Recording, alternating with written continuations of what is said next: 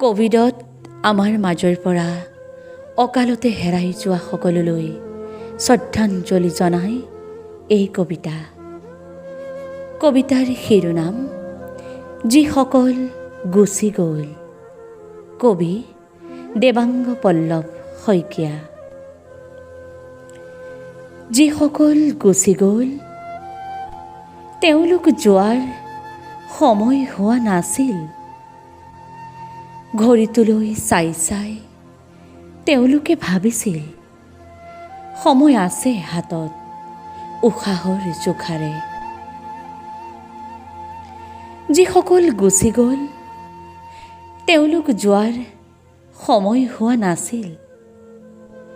কোনোবাই গল্প এটা আৰম্ভ কৰিছিল, শেষ নহ'ল।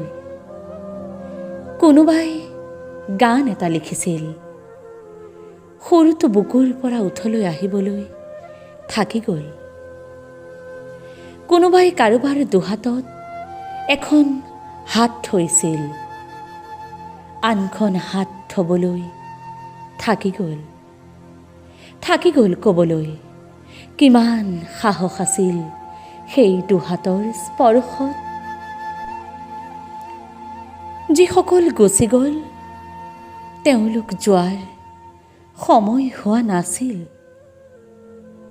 সূৰ্যাস্ত চাবলৈ তেওঁলোকে দিন ঠিক কৰিছিল। কেলেণ্ডাৰত তাৰিখ এটা ঘূৰণীয়া কৰি ৰাখিছিল জীৱনৰ বসন্তক আদৰিবলৈ। তেওঁলোক যোৱাৰ সময় হোৱা নাছিল। যিসকল গুচি গ'ল তেওঁলোকে শিল এৰি গ'ল বুকুৱে বুকুৱে। পদূলিৰ ছাঁ দিয়া গছৰ পাত সৰুৱাই গ'ল। চোতালৰ শেৱালিৰ তলত ৰুই গ'ল হুমুনিয়া। যিসকল গুচি গ'ল তেওঁলোক যোৱাৰ সময় হোৱা নাছিল।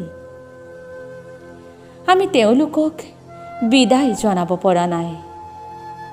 তেওঁলোকৰ হাতবোৰ, মাতবোৰ, তেওঁলোকে লিখা শব্দবোৰ আমাৰ চাৰিওফালে ব্যাপ্ত হৈ পৰিছে আৰু আকুল কৰিছে চৌপাশৰ বতাহ।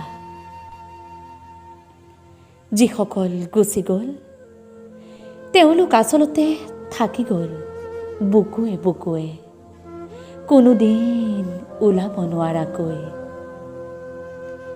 যিসকল গুচি গ'ল তেওঁলোকৰ বাবে আমাৰ সন্ধিয়াৰ গান হয়তো তেওঁলোকে শুনাকৈ আৰু আমালৈ আগবঢ়াই দিবলৈ তেওঁলোকৰ অদৃশ্য হাত।